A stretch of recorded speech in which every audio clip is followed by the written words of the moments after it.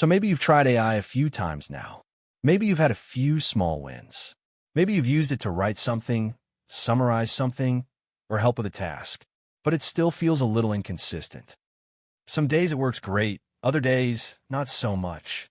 If that sounds familiar, you're actually in a very normal place.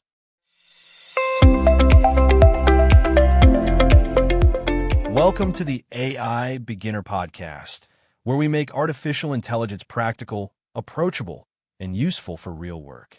If you're a professional trying to understand how AI fits into your job, your team, your organization, or even your personal life, you're in the right place.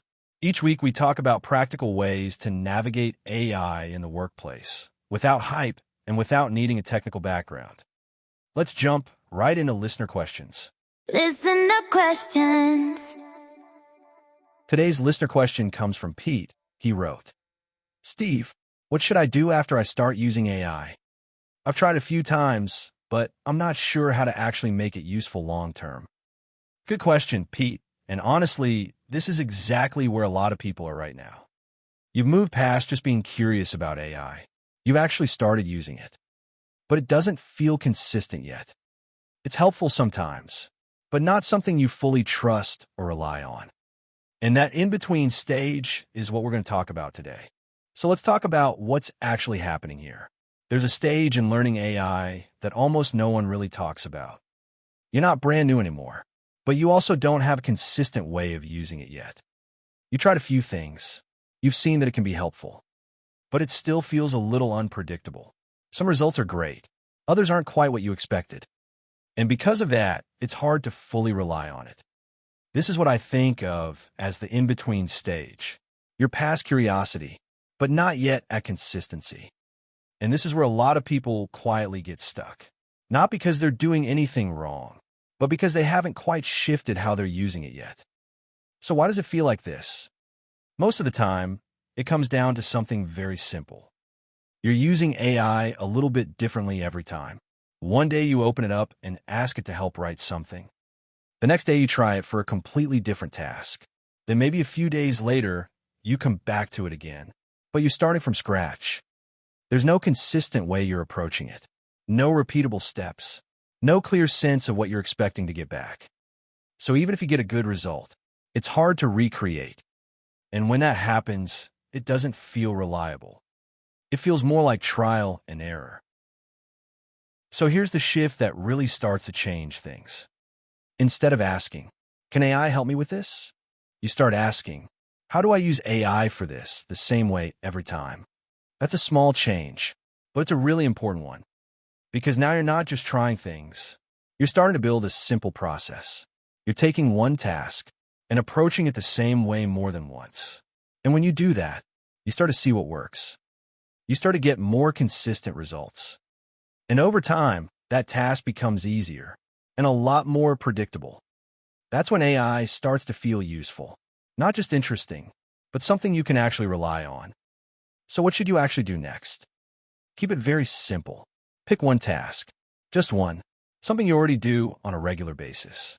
It could be writing emails, summarizing meetings, drafting notes, anything that shows up more than once in your day. Then use AI to help with that task. The first time, just focus on getting a result. The second time, try to do it the same way. The third time, make a small improvement. Maybe you refine what you ask. Maybe you adjust the output slightly. Maybe you save what worked. Because that's an important part of this. If you get a good result, don't lose it.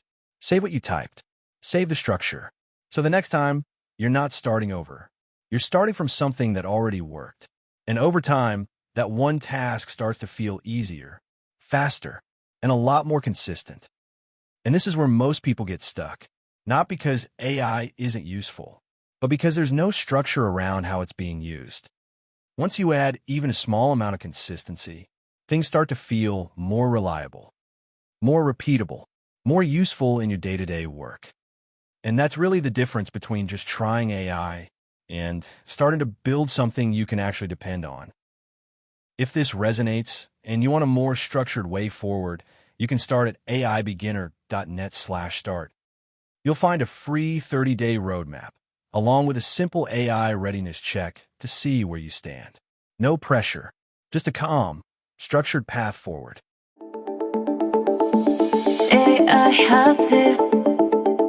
Here's a quick AI hot tip. If you get a result you like, save what you typed. Don't start from scratch every time. Build a small library of what works. So each time you use AI, you're starting from something better. Optimistic AI thought of the week. Here's this week's optimistic AI thought of the week. And I'll leave you with this. You're not behind. You're just early in learning how to use AI in a consistent way. And that's something you can build, one small step at a time. If you'd like more practical resources for navigating AI in the workplace, you can find guides, tools, and the readiness assessment at aibeginner.net/start. And if you found this episode helpful, consider sharing it with a colleague who's trying to figure out how AI fits into their organization. Thanks for listening, and I'll see you in the next episode.